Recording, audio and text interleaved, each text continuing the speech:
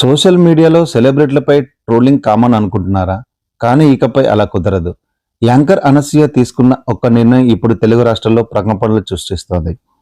ఏకంగా 42 మందిపై క్రిమినల్ కేసులు. అందులో ప్రముఖ జర్నలిస్టులు, యాంకర్లు, బిగ్ బాస్ ఫేమ్ కంటెస్టెంట్లు కూడా ఉన్నారు. అసలు అనసూయ ఎందుకు ఇంత సీరియస్ అయ్యారు?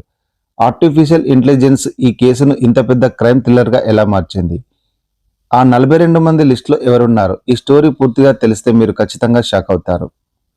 వివరాల్లోకి వెళ్తే నిన్నటి వరకు సోషల్ మీడియాలో చిన్న చిన్న వార్నింగ్లకి పరిమితమైన అనసూయ ఈసారి మాత్రం తగ్గేదేలే అంటూ డైరెక్ట్గా పోలీస్ స్టేషన్ గడప తొక్కారు.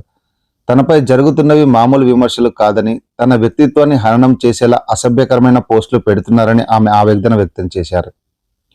మరి ముఖ్యంగా టెక్నాలజీ దుర్వినియోగం చేస్తూ ఆర్టిఫిషియల్ ఇంటెలిజెన్స్ ద్వారా మార్ఫింగ్ ఫోటోలు, ఫేక్ వీడియోలు సృష్టించి తన గౌరవానికి, భద్రతకు భంగం కలిగిస్తున్నారని ఫిర్యాదులో పేర్కొన్నారు. ఇది కేవలం మానసిక వేధింపు మాత్రమే కాదు, తన జీవనోపాధి, పబ్లిక్ లైఫ్ జరుగుతున్న ప్రత్యక్ష దాడి అని ఆమె స్పష్టం చేశారు. ఈ వ్యవహారాన్ని సైబర్ క్రైమ్ పోలీసులు అత్యంత సీరియస్గా తీసుకున్నారు. అనసూయ ఇచ్చిన ఫిర్యాదు మేరకు ఏకంగా 42 మందిపైన న్యాయరహిత సంహిత మరియు ఐటీ చట్టం కింద కేసులు నమోదయ్యాయి. సెక్షన్లు 75, 79, 3364, 351, 356తో పాటు ఐటీ యాక్ట్ 66E, 67 కింద ఎఫ్ఐఆర్ నమోదు చేశారు. ఇవి చాలా సీరియస్ సెక్షన్లు. లైంగిక వేధింపులు, పరువు నష్టం, సైబర్ నేరాలకు సంబంధించిన ఈ సెక్షన్ల కింద నేరం రుజువు అయితే శిక్షలు చాలా కఠినంగా ఉంటాయి.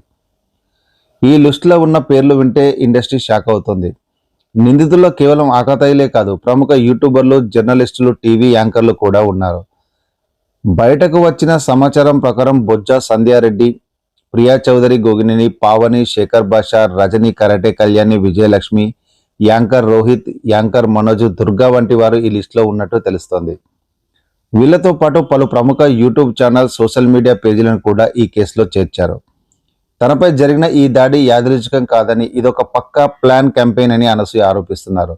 ఇటీవల ఒక మీడియా ఇంటర్వ్యూలో తన అభిప్రాయం చెప్పిన తర్వాతే కావాలని టార్గెట్ చేసి ఈ వేధింపులకు దిగారని ఆమె అంటున్నారు. నిందితుల పేర్లతో పాటు వారు పెట్టిన అసభ్యకరమైన పోస్టులు, వీడియోల లింకులను అన్ని ఆధారాలతో సహా పోలీసులకు సమర్పించారు. మొత్తానికి అనసూయ మొదలుపెట్టిన ఈ న్యాయ పోరాటం కేవలం ఆమె కోసం మాత్రమే కాదు, ఏఐ టెక్నాలజీని ఆయుధంగా మార్చుకొని మహిళలను వేధిస్తున్న సైబర్ నేరగాళ్లకు ఒక గట్టి హెచ్చరిక అని చెప్పాలి. మరి ఈ హై ప్రొఫైల్ కేసు ముందు ముందు ఎన్ని మలుపులు తిరుగుతుందో, చట్టం ఎవరెవరికి చుట్టుకుంటుందో వేచి చూడాలి.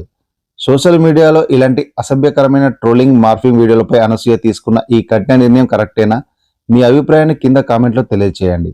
ఇలాంటి ఇంట్రెస్టింగ్ వీడియోల కోసం నా ఛానల్ను సబ్స్క్రైబ్ చేసుకోండి.